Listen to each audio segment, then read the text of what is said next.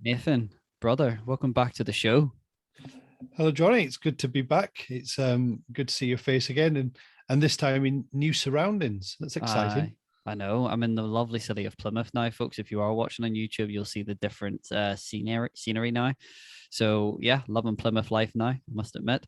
And first things, I want to apologize to the audience because you have seen that there's been a 3 week break in episodes, and that is entirely my fault through not being as forward planning as I'd have liked to have been. I have moved across the country and started a new job, and that has not left a lot of free time to podcast. So my apologies for not producing any episodes for 3 weeks, but we are back. Yeah, man. Life happens, doesn't it? Life happens, exactly. And I also want to acknowledge the day of this recording is actually Remembrance Day that we are recording this on. So Yes, yeah. to veterans and serving forces everywhere, I want to say a big thank you for your service. And I also want to acknowledge the sacrifice of those who unfortunately never made it home. That we have this opportunity and this freedom to discuss what we like, when we like, and live the life of abundance and freedom that we have. So that is a big shout out to everyone in the military and for all the sacrifices made, past and present. But without further ado, let's get stuck into today's topic. And today's topic is going to be it's going to be the first part of a 5-part series.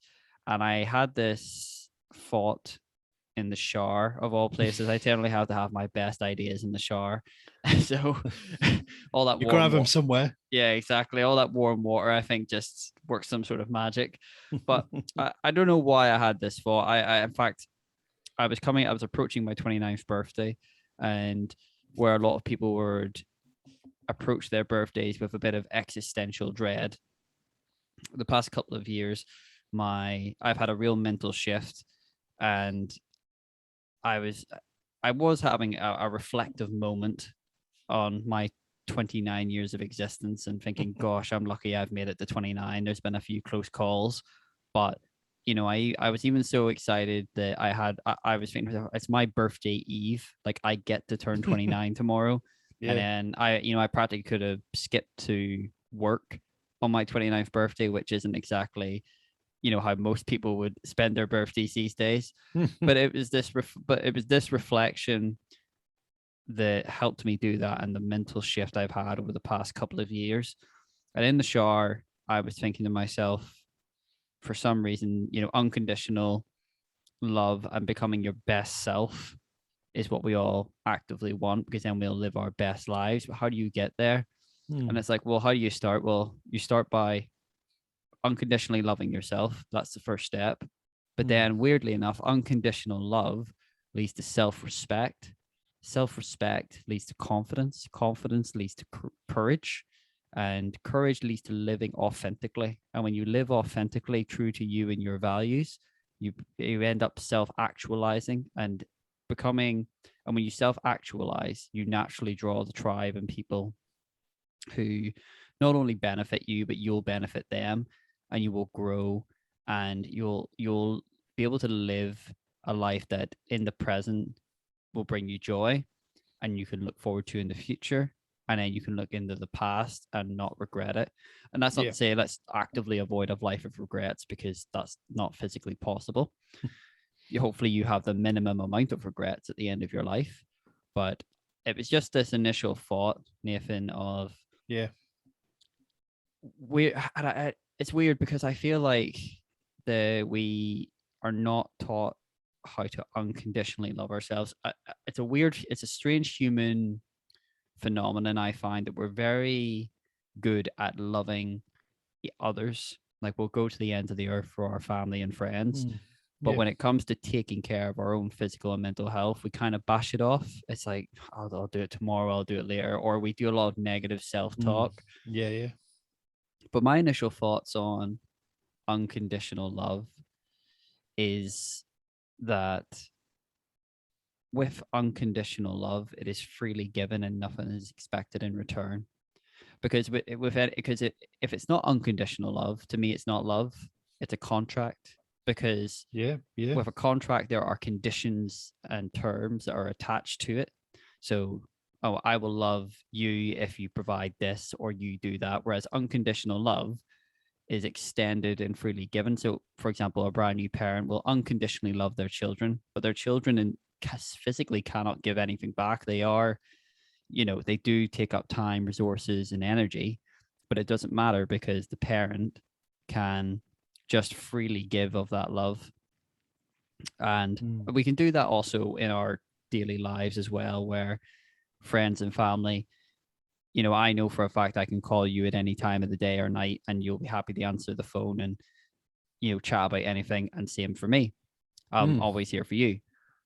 But I feel like, weirdly enough, we have a contract with ourselves. We will only love ourselves if we become this certain image in our minds, when we're rich enough, when we're got this beach body, when we've got the idolized image of what people put out on Instagram or the kids. Yeah, exactly. And we've talked about this before. There is this, quarter life crisis, midlife crisis. By a certain age, you're supposed to have the wife, the kids, the house, the white fence, all that kind of thing. Yeah. And I feel like it's so easy to only contractually love ourselves, because we say, well, once I get the house, the wife, the kids, or I've got the VP in the company or the CEO, or once I own my own business, then I'll be a success in my own eyes, and then I can feel good about myself. But until then, I'm going to continue my negative self-talk. And we don't actively think this. Oh, I'm going to talk crap about myself today. We just naturally do it. And I'm guilty of this as well, where like I'll make a completely innocent mistake, and before I have time to think, I'll say, oh, idiot. But, this is where going to therapy has helped. I catch myself immediately and go, no, I'm not an idiot. That's just a standard human mistake interaction. I'm very forgiving of other people. If one of my best friends said, oh, I'm an idiot, I say, you're not an idiot. Don't be ridiculous. Yeah. But it's very easy to call ourselves names and negative self-talk. So what are your thoughts on this? Why do you think it's so easy to easily love others, but not love ourselves? Yeah. Well, before I answer that, I'll sort of explain sort of where I was at with this. So for the benefit of the tape, for those who are listening to this, the other day, Johnny called me up and we had a chat about this as a subject and where he wanted to take these 5 episodes and the ideas he had. And when you first mentioned unconditionally loving ourselves, I had a bit of an internal knee-jerk reaction, which was, I don't think I like this as an idea. There's something about it sort of rankled and didn't sit well with me at first, and I wasn't sure whether it was this because as a Christian or as a former serviceman, the idea of living a life of service and prepared to sacrifice, but in a noble way, not in a stupid, blowing yourself up in a playground way, but sacrifice yourself as in giving up of your time and your abilities and things like that. The idea of unconditional self-love seemed kind of the opposite of that, of this idea of like everybody look at me, aren't I great? The kind of the people you see on the reality TV programs who you hate. That's where my brain went to initially. And I had to row back on that inside and sort of like, no, come on, let's think about this differently. And actually and then something that occurred to me was that this, in the biblical narrative, there's an instance where Jesus is confronted by someone who asks him, what's the 2 most important rules, commands that we as humans should live our lives by? And the first one is to do with how we interact with God. But the second one, he said, is to love your neighbor as you love yourself. And so straight away, Jesus is saying actually that loving yourself is a vital part of being a human, and more importantly, being a good human. because if I'm going to love my neighbor, I need to love myself first. That's what Jesus is saying: love your neighbor as you love yourself. And this sort of that idea is developed in some other parts of the biblical narrative, where it talks about that you wouldn't purposefully go out of your way to harm yourself, or you wouldn't eat or drink or do something to damage or destroy yourself. And so you shouldn't, in the same way, you shouldn't do that to someone else. You should be thinking, if it's something that, if you would want to do good for you, you should want to do good for someone else. And then that totally fits in with with what I was saying about that sacrificial thing, because actually, like, the implication of that is that I should be doing that, if you like, to you, regardless of what you do in response to me. Which is what you were going back to, that unconditional, that giving without expecting anything back. And actually, like, the word that's used in the Bible is a Greek word for that, which is a word called agape, which was considered to be like the highest form of love, which is this unconditional love. And that's the standard that the sort of the biblical narrative sets for Christians, is to have this unconditional love for others. But it seems to start with yourself. And so then, as I kind of retuned my thinking and sort of realized that you weren't trying to get people, your listeners, or even me, to become narcissistic loonies, but actually what you're trying to do is get us to be not just mentally healthy but emotionally healthy. That actually, that's really important. And the problem sometimes is that when we look at people around us, whether it, when the Bible says your neighbor, it literally just means anybody who's not you. It's just, it doesn't mean, Mrs. Miggins at number 10. It's anyone who's not you, is your neighbor. And so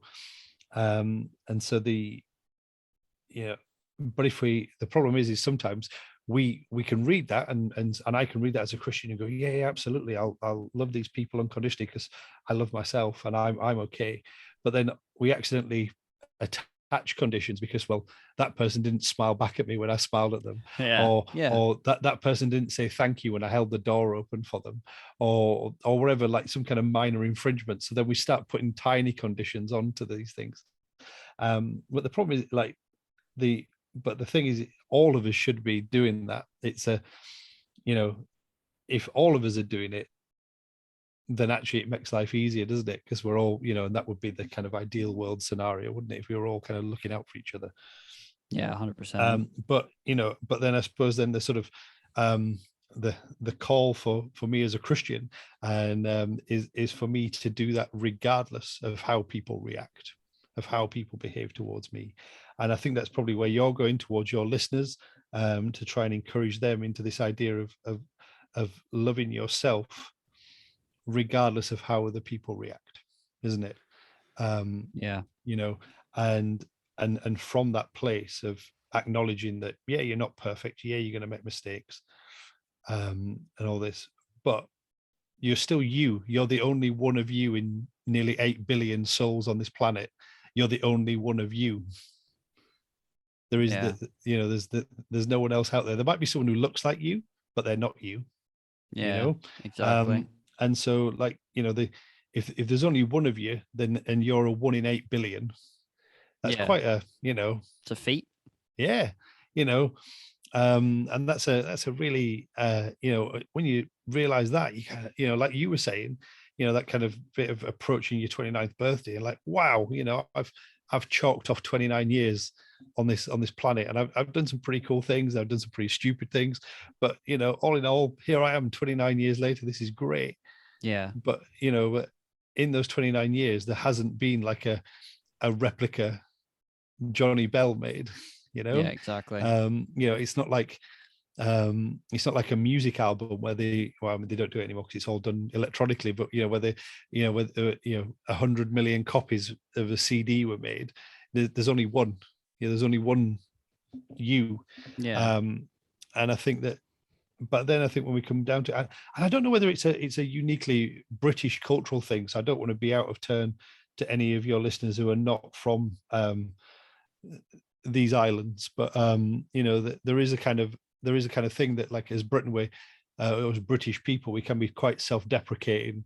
It's kind of part of our weirdness Humor. as a people group. Yeah, you look at a lot of our stand-up comedians, quite a lot of their comedy, British stand-up comedians, is quite a lot of it is like they'll make jokes at their own expense or at the expense of their audience, so long, and their audience have gone there fully entered into it, that the fact that they're going to be teased at some point.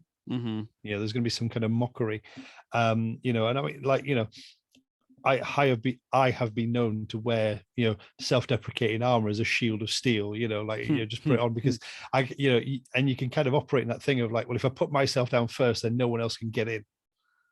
No one else Yeah. can put me down, because if I've already acknowledged that I'm an idiot, then they can't do it. If I've already said I'm stupid, then I've beaten them to it. And we can kind of do that. But there's also kind of like there's also a thing with us that we can't, like, it seems to be more, we see it a lot in politics, but also in like showbiz, people who are famous. We really like to see people get torn down off their pedestals. Yeah. Yeah, That and so is a strange thing to see in the yeah, culture. Yeah. and so I think that, like, maybe the idea that if we don't love ourselves, if we don't or if we don't put that idea forward, we're saving ourselves from having to fall off a pedestal. Oh, that's So an interesting perspective. so maybe what we in the back of our head, I always get it wrong. I don't know which bit of, is it lizard brain or monkey brain, whichever one it Yeah, is. there's your lizard brain, which is your core, your monkey brain, and then there's the human brain. Yeah, yeah. Whichever one it is that doesn't want to get hurt, Yeah. is probably thinking, if I knock myself down, then I can't fall down off a pedestal. Oh, it's just in a weird way, it's loosely tied to perhaps a subtle self-sabotage in a way. Yeah, absolutely, yeah. And so, because if you can't fall down if you're already on your hands and knees. Do you know what I mean? Yeah, And so exactly. if you're down there, then there's nothing to fall from, and there's nothing for anyone to push you over from. And so and we kind of, there is a kind of, you see those people who are flyers, who get up there and do these things, whatever. And what's the first thing we do? We kind of like, we do this kind of very negative comparison thing. Yeah, but they got this and they got that and they did the other. Oh, yeah. And life's really unfair for me. When actually, like, we've all got the same amount of DNA and all that other stuff. We've got the same combination of things, that make us up physically. You know, all that kind of, all the science stuff that as a Bible basher. No, I love science. I'm joking. That's a joke. No, sorry, I shouldn't have made that joke. But the idea that, this we made up of the same amount of chromosomes and all that kind of thing, and yet some of us are, multi-billionaires, high flyers, great singers, look stunning, or any of those things, and then there's the rest of us who don't don't do those things. Yet, it's kind of, that's almost irrelevant, isn't it? I think it's that, let's, if you can accept the fact that you're just a human. Yeah. But actually, as a human, you're pretty flipping awesome. Like, everything from the bits of you that biologically make you up, to the bits of you that make you up emotionally and spiritually. Yeah. And mentally, we're all really just amazing. Yeah. Yeah. 100%. And if you get your head around that and you go, actually, do you know what? Like I said, there is no mold. I am a 1 in 8 billion. That's me. I like that. There's no mold. You are a one of a kind. Yeah. One of a kind individual. Yeah, I like that. Yeah. And I think that, like, the people that you were saying, when you get to that actualization bit, and then from there you find your tribe. I don't want to skip forward 5 episodes, but the people who you're more often drawn to are those kind of people who seem to have got that bit, like you're drawn towards, like, when leaders emerge, Mm. whether it's in a social group or a bigger setting, or, nationally or wherever, generally speaking, it's the people who've found that thing, and you're drawn to them Yeah, because that, it's something. yeah, they found that courage to live authentically to Yeah, yeah, themselves and their own yeah, values rather yeah, than carbon copy of yeah. whatever is popular at the time. Yeah. Was it Oscar Wilde that said, stop trying to be like everybody else because everybody else is taken? I don't know, but that's a great quote. Yeah. I know, man. But something I do want to have a quick chat about Mm, is something you said, or like, love, with reference to the Bible. You yep. said, love yourself, or love your neighbor as you love yourself. Yes. And, that means, loving your neighbor regardless of how they treat you. I do feel like, though, there has to be a line drawn there, especially with healthy boundaries, because if you have toxic or very negative people who will drag you down, I do feel like that you can love from a distance, but I feel like yeah, because it's an act of self-love to have healthy boundaries, and that's something Yeah. we're not taught as well. Loving doesn't mean, you know, spending every waking minute with someone, or accepting everything that comes out of someone's mouth as being great, Mm, or there be no consequences to someone's behavior. mm-hmm, Like if you think about, like, a parent and child relationship, and parents absolutely love their children but still have to tell them off if they're naughty, mm-hmm, yeah, would still call them out if they said something that was rubbish. If they just said something that was nonsense, they might go, that's a load of rubbish, or whatever. um and so, like, like, absolutely there are boundaries, but it's kind of, um but just in the same way as I suppose you should put, as part of unconditionally loving yourself, is you would put boundaries into your own life as well, wouldn't you? For things you would do, like avoiding excesses of alcohol consumption, for example, is a good physical boundary, to put in for yourself. Maybe, like, I don't know. There'd be other things, like, like, when I listen a lot to LBC radio, and mm, when Nigel Farage was on there, and he had a show on there, I just wouldn't listen to it because he just made me angry. yeah, And so that was just a boundary I put in for myself. I don't like being angry, so I just didn't listen to his show. yeah, I wanted to, because I wanted to listen to what the other side was saying. Do you know what I mean? From yeah, someone who disagreed with me. But I just I found myself getting too angry, and I was like, that, park it, yeah, not interested. And that was a healthier choice than trying to say, I'm doing this so I can learn about, yeah. the viewpoint of people who disagree with me politically, shall we say. Yeah, Yeah. yeah. But I feel like as well, another real world example would be just from a self love point of view is, uh, and some people can say it's selfish, but it makes logical sense. One of the first things they say to you when you get on a plane is during the safety brief, if the cabin loses pressure, put on your own mask before helping others. Yeah, Do you know yeah. what I mean? And that's goes for, because if you become a casualty, that's, you can't help Two anyone be it. casualties. Yeah, Yeah. exactly. Yeah. Whereas obviously help yourself first, and then you could potentially help one, two, three, or four other people.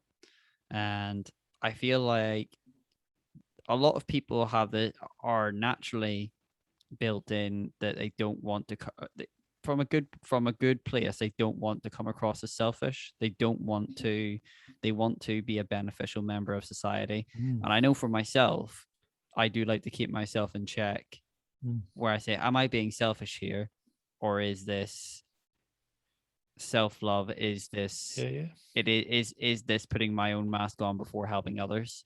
yeah. But then with being 29, that's a lot easier to discern that than it was when I was 21 or 18. Of course, yeah, But that's just life experience. yeah, yeah. And I feel like as well, that again, it's simply not a skill that's taught. It's something you're kind of left to figure out on your own, which is even worse if you have bad parents or bad influences. Yeah. Because if you don't love yourself, then you will seek the validation and love of others. Whereas if you already love yourself and you know your worth, then regardless of what the external world is throwing at you, you already know your internal worth. You know what you deserve. And again, this is all a fine balance between loving yourself and narcissism. You know, again, Yeah. I trust the audience are intelligent enough to discern that for their own personal lives and whatever they're going through. But I feel like that is very key. I feel like I took a massive leap forward mentally and in maturity as adult once I recognized my own self-worth and realized that despite what some people say, I have inherent value and I have, I provide value to others because even though I like to think of myself as a decent guy, a good all-rounder, I'm still the villain in somebody's story, which is something we all have to come to the realization of, is that no matter how good you are, how good your intentions are, you will cross paths with people and you are the villain in their story, no matter what you do. So what, instead of trying to be, you know, the the good guy in everyone's books, if you become authentic to yourself, then you'll be the good guy and the one that's reliable upon to your tribe and the people that matter in your life, rather than Joe Blogs down the street who, doesn't give a damn about you. Why would you try to be a influenced by them or be even waste time on them, quite frankly? Yeah. You know, Yeah. we all have to extend, certain courtesies to members of the public who we will cross paths with, but trying to please everyone is not going to do you well in the long But term, physically or but mentally for yourself. pleasing everyone isn't the same as loving. That is true. Yeah, that is true. And But I do feel like trying to please everyone is a lack of yeah. self love because you're Yeah. constantly seeking the validation of Yeah. others, Yeah. like Yeah. like begging for scraps of validation from Yeah. anyone and everyone. What would you say then? Like, so um what would you say is the answer may be obvious, and I may be asking a silly question here, No but silly what's the questions. difference between um actual useful self-love and narcissism? Off the bat, I think self love is inherently serving, Yep. and I feel like narcissism is inherently at the expense of others. Yeah. Off the bat, from No, there no. could be a deeper, better way to describe it, but off the bat, I feel like useful self love. If you love yourself to take care of yourself, which then means you can better provide for those who need you. And when I say better provide, I mean across the spectrum, financially, physically, emotionally. Loving yourself gets you to the highest place you can be. And Yeah. when you're at your highest place, I like the philosophy of being sovereign. So when you are sovereign over every aspect of your life, your sphere of influence will naturally benefit. Whereas narcissism, in my opinion, everything at the end of the day, when it comes down to brass tacks, it's how does this benefit exclusively me? How does this feed my ego? How does this get me to my end goal? There's like it's like I believe there's an African proverb that says, if you want to go somewhere quickly, go alone. If you want to go far, go with others. Mm. And I feel like that proverb sums up that question nicely, in Yeah. that, yeah, there's definitely, you're going to get, if you want to go alone and reach your goal, by all means, you go and do it yourself. Yeah. But despite me being the face of the Curious Ulsterman in this podcast, Yeah. it's gotten this far with the help of others, with the help of you and guests and the advice I've received from the audience. And the audience have Yeah. brought us this far as well. Yeah. Totally. So, this little tribe we have built, we've gotten far and we will continue to go far. Yeah. So that's my summary of that question. But Yeah. No, what do you think? no, I think that was a great answer. It's just because I just think that we, like, there's, um, for our listeners, just giving that kind of explanation, because what you don't want to do is be talking about one subject and someone get the wrong end of the stick. And so just to sort of explain that kind of, and I think you've really succinctly explained that kind of idea, that, and I love that, that kind of reality of self-love actually does open up that idea of service, but not servile, not Mm, not beneath or yeah. whatever, but service.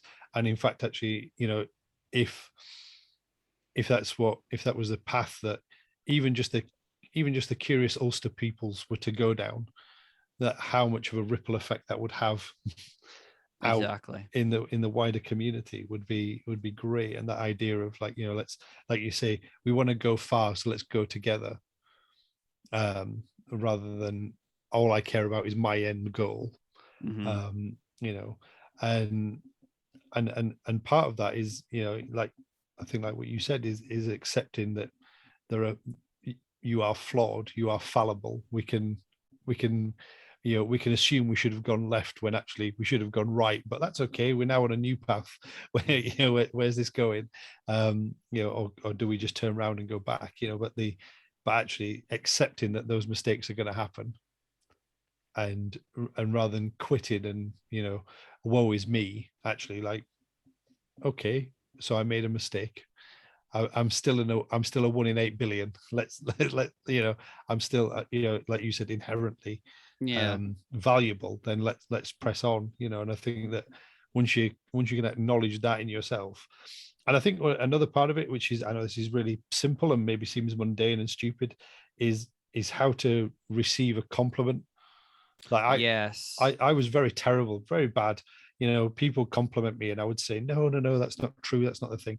And someone, a very righteous friend of mine, like, told me off in a good way, as I rejected a compliment from them, and said that, like, by rejecting the compliment, what I'm doing is I'm saying that that person's stupid and doesn't know anything, that they're Yeah. incorrect. But also, like, like, just accept it. And it took me a long time to sort of retrain myself, um you know and so now if someone compliments me on something, I just say thank you, thank you, thank Yeah. you for that. That's And it's a sincere thank you. I mean it, and I'm like, oh, thank you. And I, like, and I might follow it with thank you for seeing that in me, thank you. And I receive the compliment, and that actually really massively kind of um changed my, I suppose, yeah, like my, that part of my mental health, that part of my, of like, okay, I am of worth, and other people see it, mm, and it's okay to acknowledge it when people see it, and they call it out in me. It's okay for me to say, yeah, that's a true thing. Thank you. yes. 100%. Yeah, and I feel like that's something we all need to learn, to take a compliment. Like, I read a really good article on the art of manliness about this, about receiving a competent compliment, and it was exactly as you say. Thank you for this compliment. I really appreciate it. And then normally I would give them a compliment back as well, just because I want to recognize. Thank you for recognizing the value in me, even though sometimes I don't see it myself. But because we're always our own worst critic, and we'll sometimes, will not will not see the value we give on a consistent basis until Mm, somebody points it out. So I feel like, and especially with guys as well, guys hardly ever receive compliments. yeah. Like, once in a blue moon, they're like, and then when we do receive them, weirdly we go, oh, no, no, it's all right. But if what we receive these compliments, it don't, or just speaking from a guy's perspective, that really builds me up. I go, holy crap, I got complimented today. Do you know? I feel like girls are a lot better at this. They'll tell their friends, "No, you're awesome at this. You're awesome at that." Guys, I'm not saying we are deliberately bad to each other, or that, but we definitely don't, I think, compliment and build each other up enough. Yeah. And Yeah. I feel like as well, if you can give that compliment on the face of it, they might go, "Oh yeah, cheers, mate," but like for days afterwards, like, "Oh, a compliment really built me up. I feel Yeah, really yeah, good now, actually." yeah. And And they might not even realize that that's what it is either.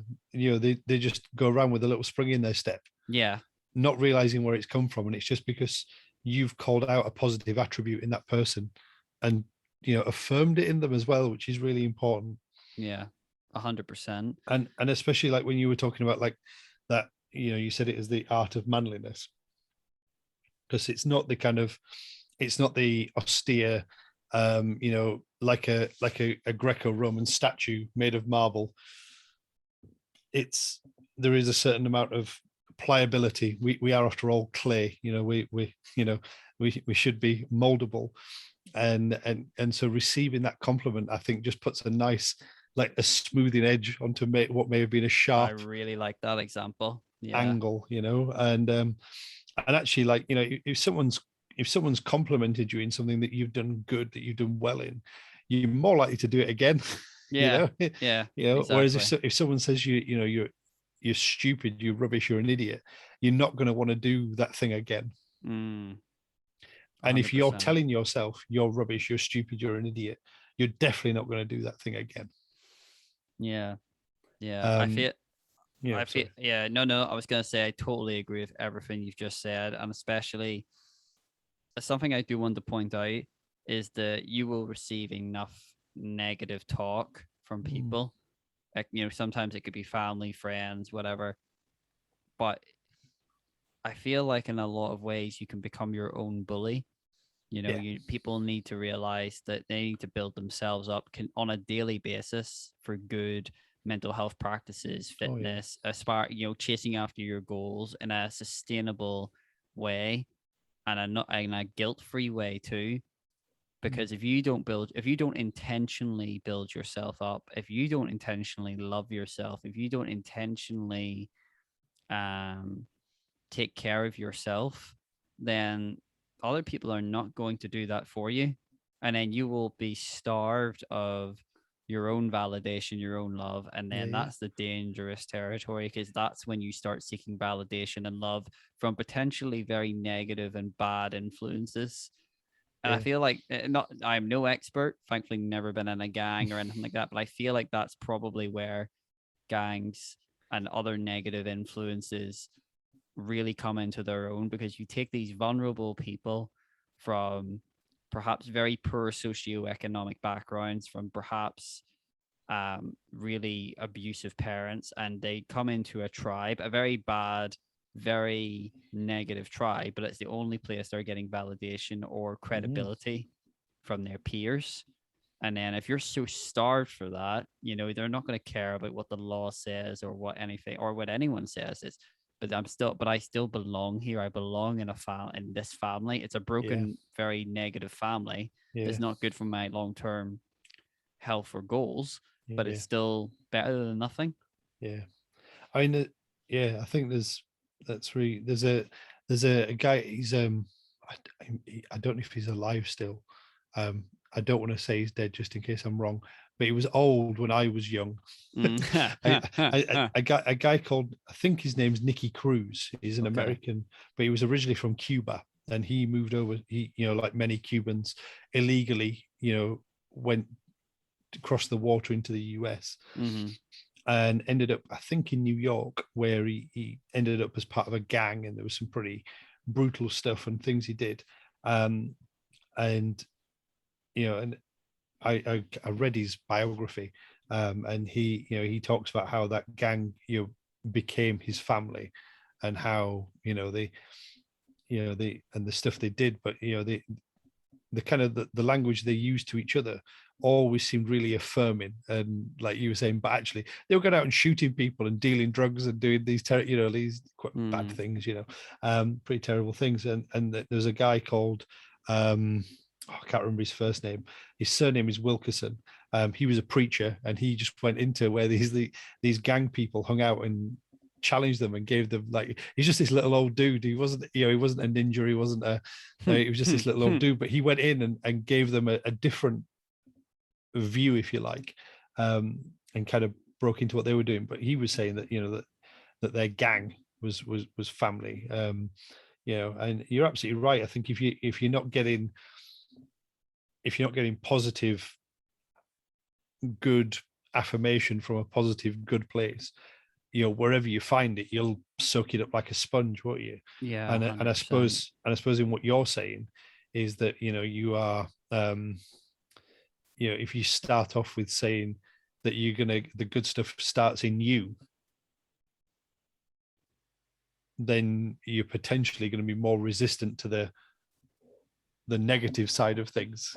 Yes, You know, because 100%. you've already started to put things in. Something that sort of popped into my head, and feel free to reject this if you want to. But maybe over the course of these 5 episodes, I don't know if you're wanting to do them back to back or whether they're going to be sort of sprinkled in amongst your regular features. But maybe, and again, feel free to push this back, and even feel free to edit this from the episode if you want. But maybe if between us through these 5 episodes, we come up with a Curious Ulsterman creed, which is something that we can, you know, Ooh. recite and repeat. That's about our value and worth, and you know, and about us as a community. So as us as an individual, and us as a community of curious Ulster persons, you know, that and how we, you know, and how that gives us a value, if you like. And so something that, you know, if you're having a rubbish day, you can just say the curious creed, and you Oh know, yeah, I do like you know that. what I mean? That's a really Because good idea. as I know that's something that certainly within church, you know, there's the creed that just affirms where your faith is planted. And it's just something that we say together, and it brings us together as a community. You know, whereas like, you know, this is a different type of community, but just having like a you know, we could even try and make it like a haiku, try and be clever.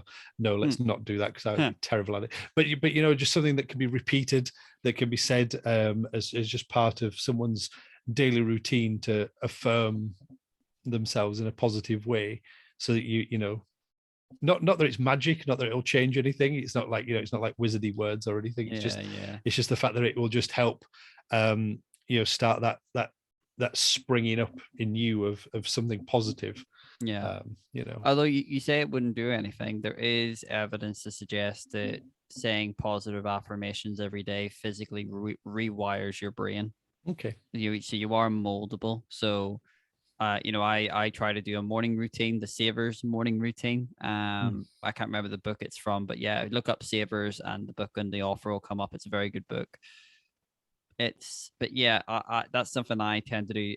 When I go to bed, I try to clear my head, meditation, whatever. But I also say positive stuff like today was a good day, or I did this today, or you know, something positive about myself, rather than lying in bed and negatively saying something or cringing about something I did in my past.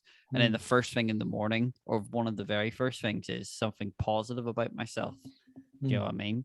And Yeah. then that gets the day, that starts and ends the day on a good footing. So whatever happens in between, Yeah. you know, it always starts and ends well. Yeah. So positive affirmations do work. We'll definitely look into doing that. Yeah.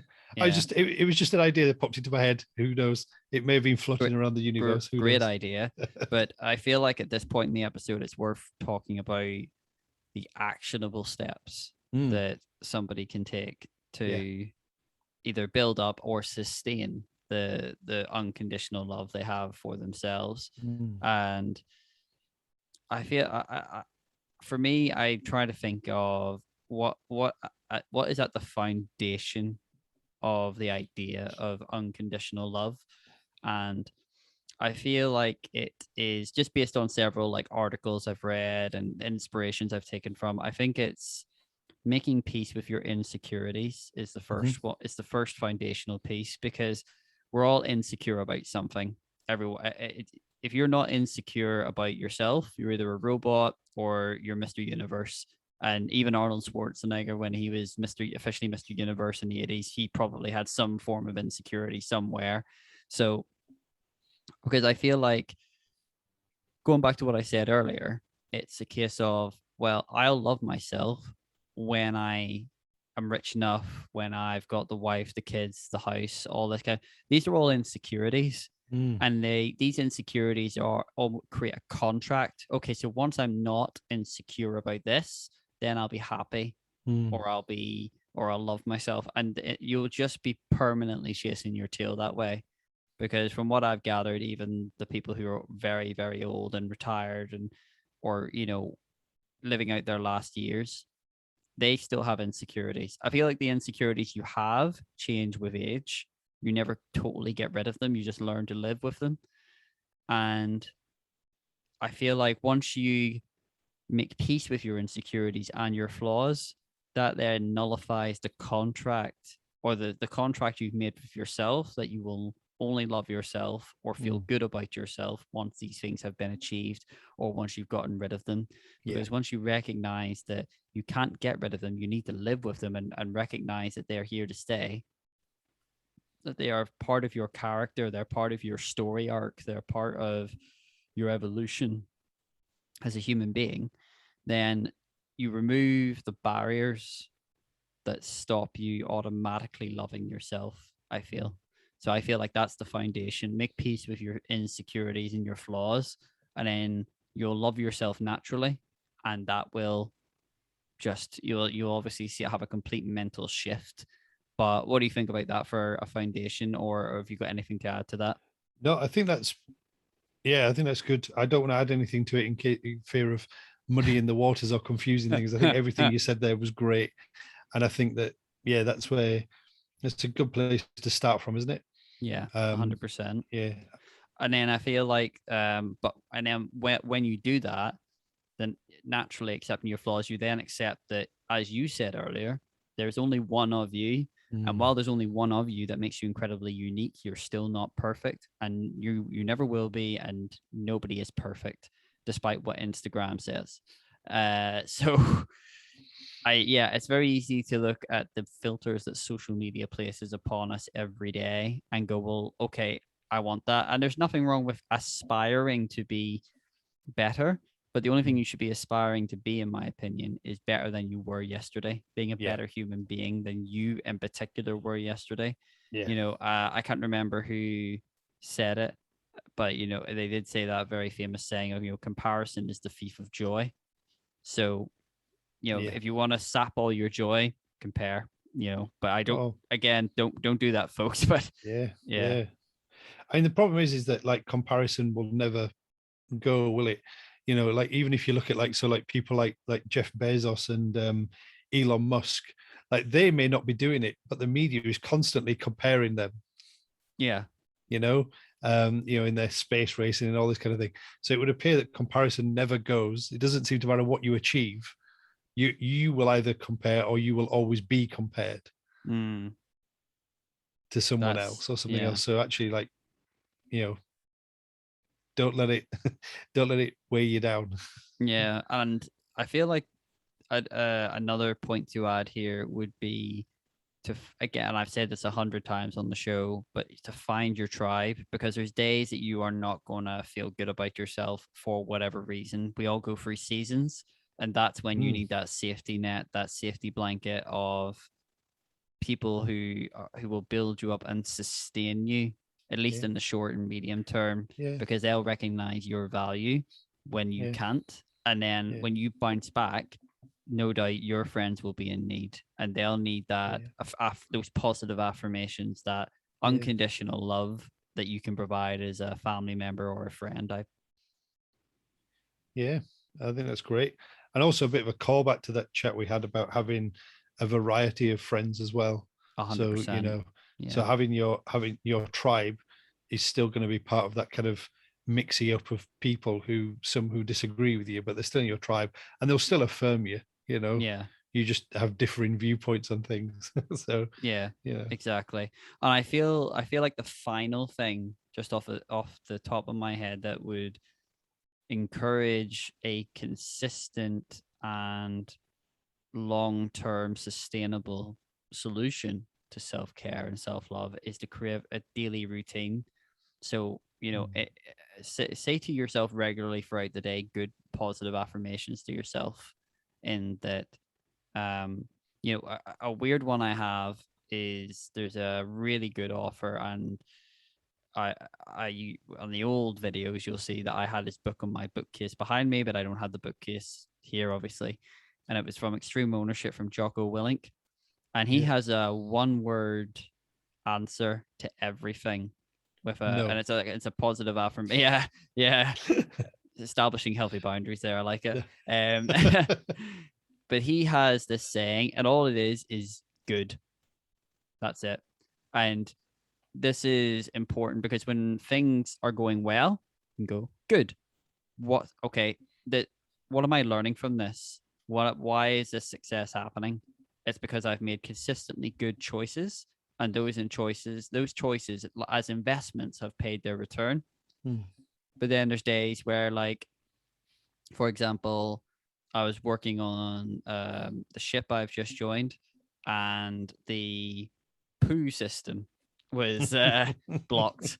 No, Yes. we were it was one of those, how many engineers does it take to fix the sludge system? We're all crowded around it trying to fix it, and the smell was awful, and we were there at 7 o'clock at night because nobody could go home until it was fixed. And in the back of my mind, I did complain, but then I remembered this one word: good.